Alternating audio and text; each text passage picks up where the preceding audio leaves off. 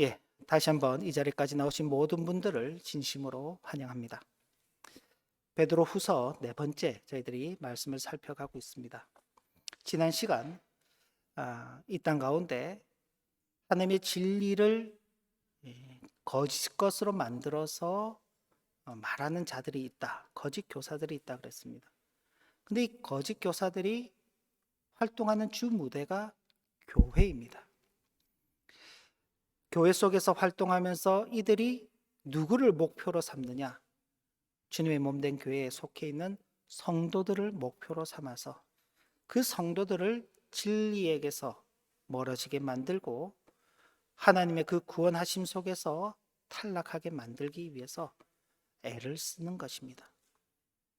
오늘 주어지는 이 전체적인 말씀은 그럼 그런 교회 가운데 있는 거짓 교사들에게 하나님의 심판이 예비되어 있는데 그 심판이 예비되어 있다는 그 사실을 성도들이 기억하면서 조심하여서 그런 거짓 교사들이 당할 그 심판에 성도들이 빠지게 되는 일이 없도록 참여하게 되는 일이 없도록 주의할 것을 당부하는 내용이 오늘 전체적인 내용입니다. 성도가 이 땅 가운데 살아가는데 절대적인 기준이 있습니다. 베드로 후서 1장 21절에 이렇게 말씀되어 있죠. 예언은 언제든지 사람의 뜻으로 낸 것이 아니요 오직 성령의 감동하심을 받은 사람들이 하나님께 받아 말한 것이다. 바로 저와 여러분들이 방금 전에 읽었던 성경 말씀, 그리고 우리가 가지고 있는 이 성경, 하나님의 계시의 말씀인 이 성경이 우리에게 있어서 삶과 신앙의 유일한 기준, 절대적인 하나님의 말씀이 우리에게 주어져 있습니다.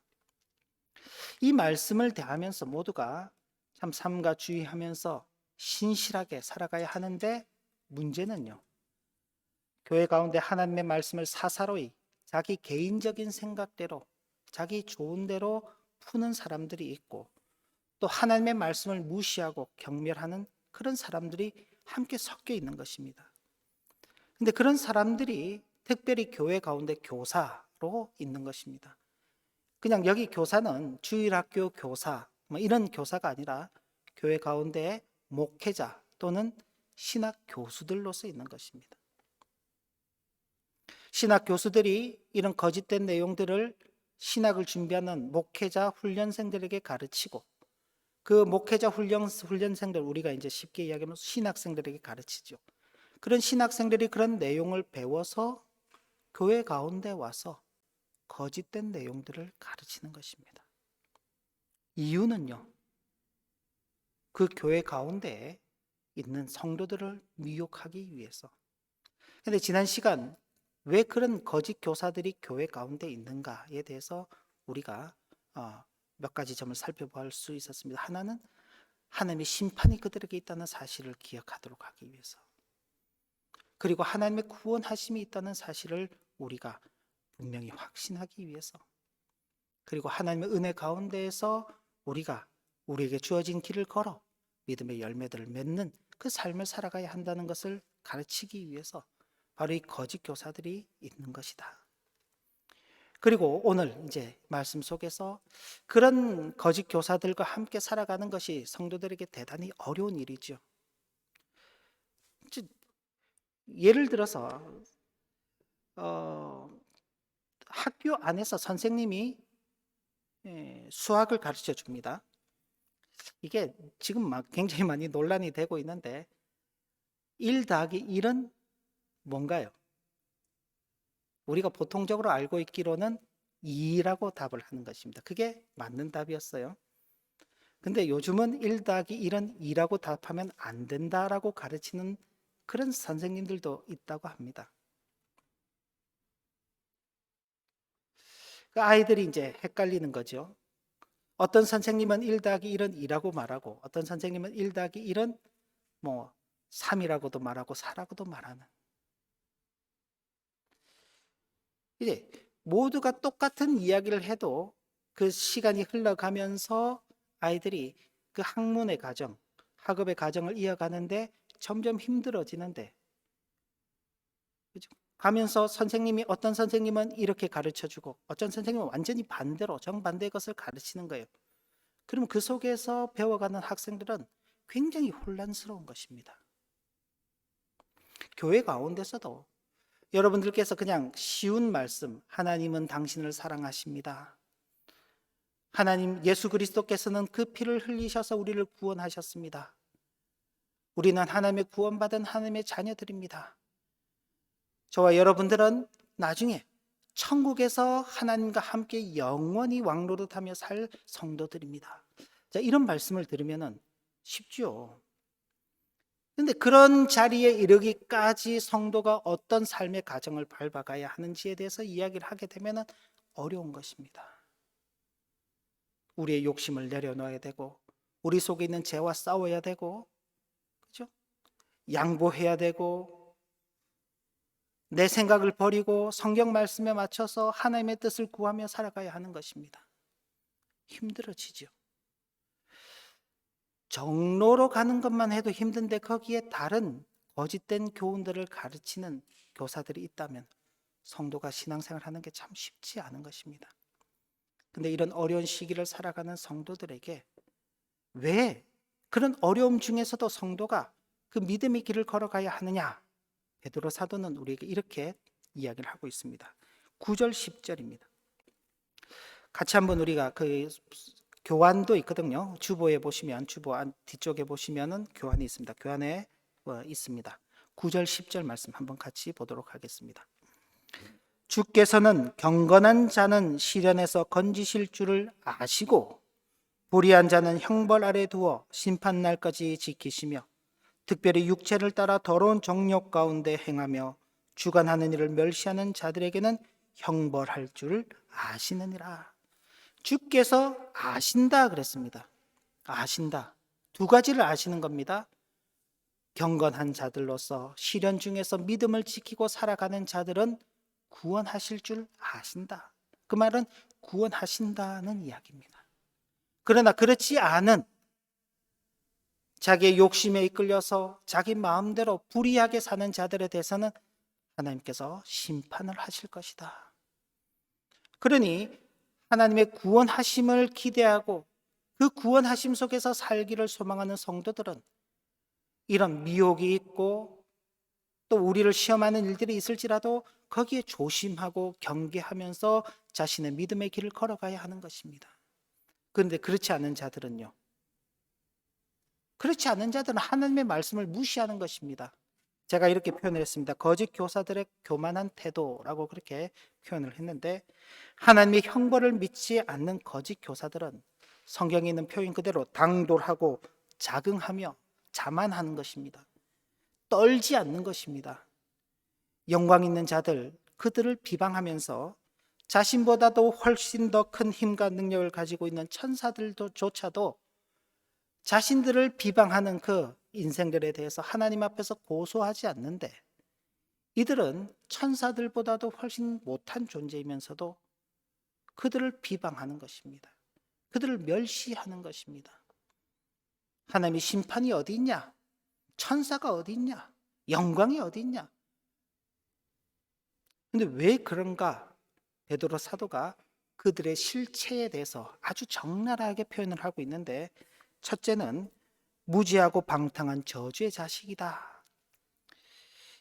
12절부터 14절 말씀을 보시면 이 사람들은 본래 잡혀 죽기 위해 난 이성 없는 짐승 같아서 이게 이제 그 당시는 짐승을 기르는 목적이 지금은 뭐 애완용으로도 기르고 이렇게 뭐 반려견, 반려동물 그렇게 해서 참 동물을 키우는 용도가 예전과는 많이 달라졌습니다만은 과거 시대는 동물을 키우는 이유는 다 사람이 먹기 위해서 필요에 의해서 키웠죠. 그래서 그 짐승은 나서 평생 사람을 위해서 일하다가 죽어서도 죽을 때도 사람을 위해서 죽는 그런 존재였죠. 이제 그런 맥락 아래에서 이 사람들은 본래 잡혀 죽기 위하여 난 이성 없는 짐승 같아서 그 알지 못하는 것을 비방하고 그들의 멸망 가운데서 멸망을 당하며 불의의 값으로 불의를 당하며 낮에 즐기고 노는 것을 기쁘게 여기는 자들. 보통 낮에는 뭘 해야 되나요? 일을 하는 시간이지요. 낮은 일을 하는 시간입니다. 그리고 밤에 휴식을 하고 즐기는 것이죠. 근데 이 사람들은 낮밤이 없는 것입니다. 어느 정도로 하느냐? 너희와 함께 연회할 때, 잔치, 파티를 할 때에 그들의 속임수로 즐기고 놀며 음심이 가득한 눈을 가지고 범죄하기를 그치지 아니하고, 굳세지 못한 영혼들, 교회 가운데 있는 초신자들, 믿음이 약한 성도들을 유혹하여서 탐욕에 연단된 마음을 가지는 그런 자들이라. 그래서 그들은 저주의 자식들이다. 교회 안에서 함께 모여서 하나님의 말씀을 배우고 그 말씀에 따라서 살기를 결단하고 서로를 위해서 기도하고 격려하고 응원하고 그런 성도의 신앙의 교제를 나누는 것이 아닌 먹고 마시고 즐기고 음행을 하면서 세상의 욕심을 따라서 살아가는 것입니다. 신앙을 좀 더 면밀하게 살아가려고 하는 그런 성도들이 있다면 그런 성도들에게 야, 뭐 꼭 그렇게 예수를 믿어야 되냐? 이렇게 이야기를 하는 것이죠. 꼭 그렇게 신앙생활을 해야 되는 것이냐? 적당히 하면 되는 것이지 뭐. 좋은 게 좋은 거 아니야. 그런데 믿음이 있는 성도들은 그런 말을 하더라도 아니야. 그럴지라도 우리 그런 생각들을 버리고 믿음의 삶을 살아야 되는 것이야. 우리의 욕심을 버려야 돼. 우리의 헛된 세상의 욕심을 버리고 거짓된 것들을 버리고 진리의 말씀 안에서 살아야 돼라고 결단하는 것입니다. 그런데 믿음이 약한 사람들은요. 그래 볼까? 뭐 그래도 뭐 큰 문제 없겠지? 그래, 나 지난주에도 파티 했는데 지난주에도 어, 뭐,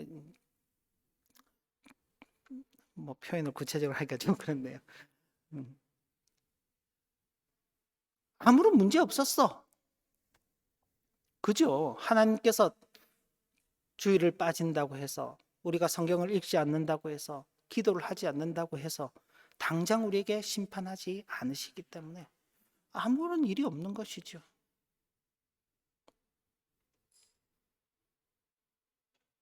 나는 아무 일 없었어. 오히려 이게 더 즐겁고 좋잖아. 편하게 신앙생활 할 수 있잖아. 믿음이 연약한 자들이 넘어가는 것입니다. 그런데 그 저주의 아들들, 저주의 자식들에게 함께 참여하는 저주받는 사람이 되는 것이죠. 또 다른 면에서는 불의의 삭을 사랑하는 자라 그렇게 표현을 하고 있습니다. 이건 구약 시대 이스라엘 백성들이 가나안 땅으로 가는 그 기간 동안에 모압 왕 발락이라는 사람이 발람이라는 거짓 선지자에게 이스라엘을 저주할 것을 요청하게 됩니다. 이 발람이 처음에는 나는 하나님의 말씀대로 전하는 사람이라서 당신이 아무리 나한테 좋은 걸 주더라도 나는 하나님의 말씀대로 전할 뿐이야. 하나님께서 발람에게 야, 가서 발락에게 이스라엘 백성들이 다시는 아무리 발락이 모압이 이스라엘을 저주하려고 하더라도 이스라엘은 하나님께서 택하신 민족이기 때문에 그 저주가 먹히지 않아. 그렇게 전해라. 그래서 전했어요. 그럼 하나님께서 그렇게 말씀하셨으면 안 가야 될 거 아니에요? 두 번째 발람이 또 요청하니까 또 가는 거예요. 세 번째 요청하니까 또 가는 거예요. 나중에 이제 발락으로부터 많은 제안들을 받고 이스라엘을 저주하는 것이죠. 근데 그렇게 갈 때에 그 길을 누가 막았느냐?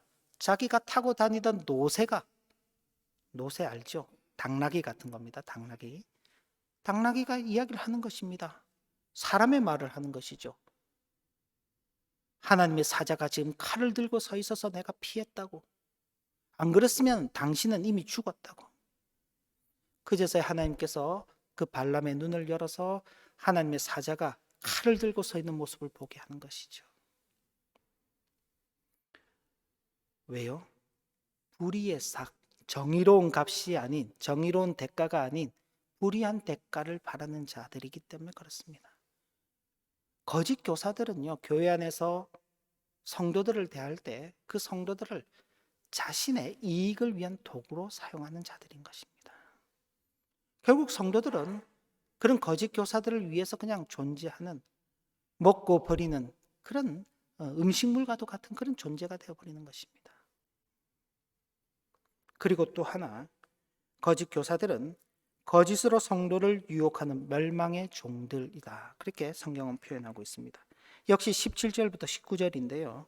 같이 한번 보시면 이 사람들은 물 없는 샘이요 강풍에 밀려가는 안개니 허무한 존재라는 것이죠. 아무것도 가진 것이 없는 것입니다. 샘이 있는데 물이 없으면요, 그 샘은 샘이 아닌 것입니다. 안개가 아무리 자욱하게 끼더라도 바람이 한번 불면 밀려가 버리는 것입니다. 허무하고 실체가 없는 그런 존재들, 그들을 위하여 캄캄한 어둠만이 예비되어 있는, 그들이 허탄한 자랑의 말을 토하며 그릇되게 행하는 사람들에게서 겨우 피한 자들, 여기 겨우 피한 자들 역시 성도들이죠. 그들을 음란으로서 육체의 정욕 중에 유혹하는 것입니다. 그러면서 너희들이 자유하게 살아야 돼. 뭔 하나님의 말씀에 그렇게 매여서 사냐? 교회는 이것도 하지 마라, 이것도 하면 안 된다, 여기도 가지 말아라, 저것도 먹지 말아라. 뭐 그렇게 하는 게 많아. 다 먹어도 돼, 다 가도 돼, 다 해도 돼. 자유하게 살아야지 라고 그렇게 이야기하는데 그 자유가 진짜 자유가 아니라는 것입니다. 왜?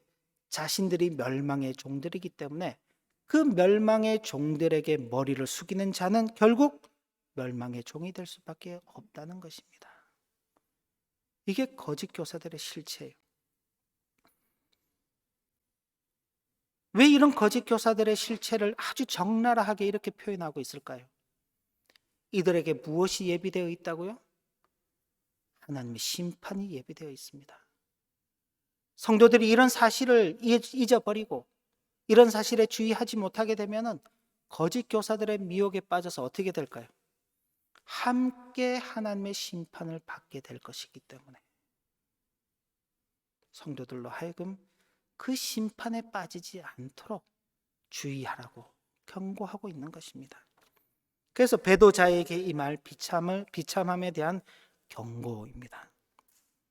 자, 거짓 교사들에게 미혹당하여 신앙을 떠나게 되는 사람들이 어떻게 비참하게 되는가에 대해서 20절부터 22절에 이렇게 설명을 하고 있습니다. 만일 그들은 거짓 교사들의 그 미혹에 빠져서 신앙의 길을 떠나게 되는 그 사람들, 교회에 있는 성도들입니다. 만일 그들이 우리 주 되신 구주 예수 그리스도를 알므로 세상의 더러움을 피한 후에 예수 그리스도를 믿고 이제 더 이상 세상 속에 속하여 살지 않는 것입니다. 교회 가운데 속하여 살고 하나님께 속하여 살고 거룩하다는 그 이름을 받은 성도가 되었음에도 불구하고 그 후에 그들이 다시 그들 미혹하는 거짓 교사들에게 얽매여서 그 미혹에 빠지게 되면은 그 나중 형편이 처음보다도 훨씬 더 나빠지게 될 것이다. 예수를 믿기 이전보다도 더 안 좋은 상태가 된다는 것입니다. 의의 도를 안 후에 받은 거룩한 명령을 저버리는 것보다 알지 못하는 것이 도리어 그들에게 나으니라. 쉽게 이야기하면 차라리 예수 안 믿고 살 때가 훨씬 더 나았다. 예수 믿다가 예수 믿는 그 신앙을 저버리고 배교의 길을 가게 되면 예수를 믿지 않는 것보다 훨씬 더 나쁘다는 것입니다. 우리가 이제 이 세상을 살아가면서 법이라는 걸 적용할 때 그런 게 좀 있죠. 알고 지었냐, 모르고 지었냐. 알고 지은 죄는 똑같은 죄를 짓더라도 알고 지은 죄는 조금 더 무거운 형벌을 받습니다. 그렇지 않나요? 자녀들이 잘못을 할 때, 실수를 하고 잘못을 했을 때 분명히 지난번에 지적을 했어요. 다시는 그런 일을 하면 안 된다. 그러면은 다음번에는 혼난다. 근데 똑같은 일을 자녀가 반복하게 되면 어때요? 모르고 했을 때보다 훨씬 더 큰 벌을 받죠. 세상의 법도 마찬가지입니다. 근데 신앙에서 그 길을 벗어나는 일도 마찬가지인 것입니다.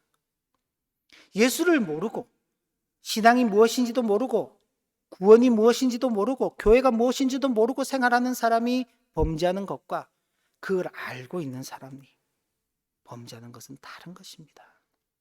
그래서 아주 구체적인 예를 이렇게 말하는 것입니다. 참된 속담에 이르기를 개가 그 토하였던 것에 돌아가고 돼지가 씻었다가 더러운 구덩이에 도로 누웠다 하는 말이 그들에게 응하였도다. 그죠? 옆에 버젓이 새로운 음식이 있어요. 그런데 그걸 먹지 않고 자기가 먹었던 걸 토해내고 그걸 다시 주워 먹는 그 개의 그 참 독특한 습성. 돼지는 원래 어때요? 아무리 깨끗하게 씻겨놔도 돼지 우리에 들어가면 그 더러운 것에 뒹굴게 마련입니다. 아무리 깨끗게 씻겨본들 떠나할 게 없는 것이죠. 그런데 베드로 사도는 이게 처음 있는 일이 아니라 우리 주님께서 예언의 말씀으로 경고하셨던 것이 지금 이루어진 것이다. 주님께서 귀신 들렸던 그 사람이 깨끗하게 나음을 받았는데 집을 깨끗이 청소해 놓은 거예요. 심령의 집을 깨끗이 청소했습니다. 근데 그 속에 아무것도 채워놓는 게 없는 거예요. 그냥 텅텅 빈 상태로 두니까 나갔던 귀신이 보고는 깨끗하게 청소가 되었네? 그러고는 가서 다른 귀신을 더 데리고 오는 거예요. 전에는 귀신이 하나가 들려서 정상적인 삶을 살지 못하는 사람이 이 나중에는 그 속을 채우지 못하니 7 귀신이 들어와 가지고는 이전보다도 더 못한 삶을 산다라는 그 주님께서 비유의 말씀하신 것입니다. 그러면서 그 사람의 나중 형편이 전보다 더욱 심하게 되었느니라. 근데 그게 누구를 이야기하는 거냐? 이 악한 세대가 그럴 것이다. 주님께서 이 땅에 오셔서 복음을 전하시고 사람을 고치시고 생명을 건지시면서 그들에게 새로운 길, 새로운 복음을 전해주시고 새로운 삶을 전해주시는데 사람들이 예수 그리스도를 믿고 예수 그리스도를 만난 후에 예수 그리스도를 채우지 않는 것입니다. 멍하니 있는 것이죠. 그러니 그 속에 무엇이 채워지는 것입니까? 사탄 마귀가 틈타고 들어오는 것입니다. 거짓 교사들이 들어오게 되는 것이고 그들의 미혹에 넘어가게 되는데 그때 그 형편이 좋지 못하다 하는 것입니다.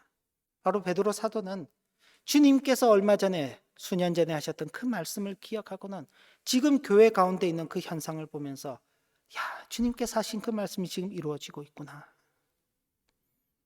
그러면서 그 흩어져 있는 성도들을 향해서 그리고 오고 오는 시대 속에서 주님의 교회 가운데 속해 있는 성도들을 향해서 다시 경고하는 것입니다. 다시 거짓 교사들의 유혹 앞에서 흔들리는 낙엽처럼 서 있는 성도들, 그 성도들을 향하여서 그들의 뒤를 따라 멸망의 길로 가지 않도록 하려고 경계하면서 성도가 이 땅의 삶을 살아갈 때 주어지는 신앙의 어려움은 고난만 있는 것이 아니다. 베드로 전서에서는 고난에 대해서 집중적으로 이야기했습니다. 어려운 형편, 현실의 문제, 그런데 그 문제만이 성도가 어려움을 겪는 것은 아니다. 내적인 어려움도 있다. 신앙의 어려움도 있다. 진리의 길을 걸어가려고 하는데 그 길을 걷지 못하게 하는 각종 방해 세력들이 있다. 그 세력에게 지게 되면은 그들과 함께 멸망의 길로 가게 될 것이다. 그러니 성도의 육체와 영혼을 뒤흔들어 놓는 세상의 달콤한 그 유혹에 흔들리지 말고 하나님 안에서 구원받은 성도답게 그 믿음의 길을 걸어가야 한다고 우리에게 경고하고 있는 것입니다. 우리 교회 공동체 가운데 이런 미혹이 발생하지 않도록 주의해야 하는 것입니다. 목회자인 저도 주의해야 하는 것이고 성도인 여러분들께서도 주의해야 하는 것입니다. 제가 혹 변질이 되어서 여러분들에게 지금껏 전하던 그런 복음이 아닌 다른 복음을 전한다면 여러분들은 즉각 반응해야 하는 것입니다. 목사님, 그런 설교는 맞지 않는 것 같습니다. 성경적인 그런 설교를 하지 않고 목사님이 지금 생각하는 이상한 설교를 하는 것은 받을 수가 없습니다. 이야기를 해야 되는 것이죠. 그리고 그렇게 이야기하는데도 목회자가 받지 않으면 어떻게 해야 되나요? 회의를 해야 되는 것입니다. 이 목사님은 이런 면에서 성경적이지 않고 이런 면에서 우리 교회의 신앙을 해하는 일을 하기 때문에 이 목사님과 함께 더 이상 신앙생활을 할 수 없습니다. 그런 결정을 할 수 있어야 되는 것입니다. 그저 아무 목사 나와서 아무 이야기나 한다고 해서 되는 게 아닌 것입니다. 목사에게 있어서 중요한 책임이 있는 것이죠. 반대로 여러분들도 마찬가지인 것입니다.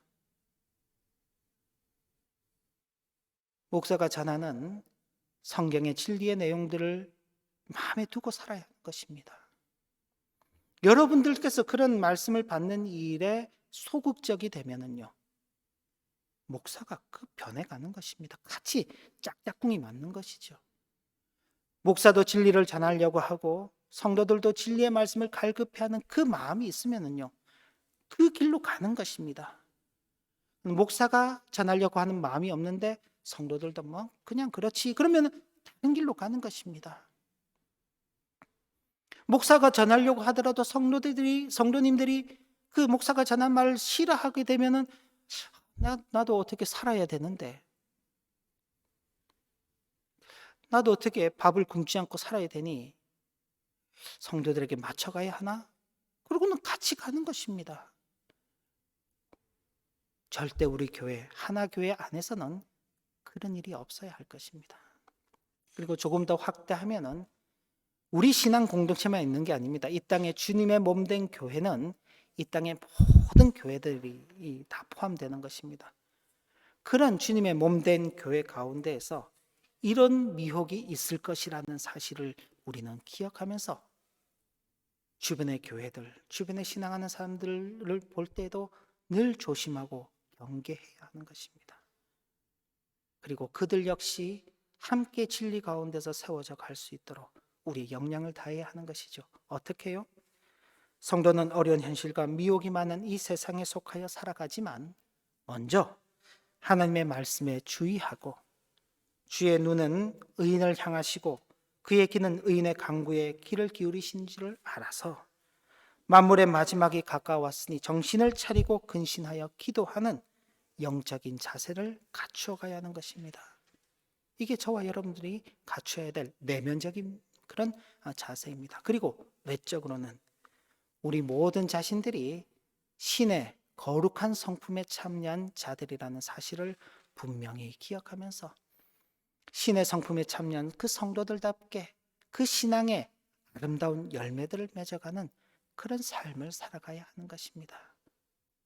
이런 일이 있을 때 우리는 우리 속에 있는 진리를 지키고 그리고 우리 주변에 이 진리를 드러내는 삶을 살아가게 되는 것입니다.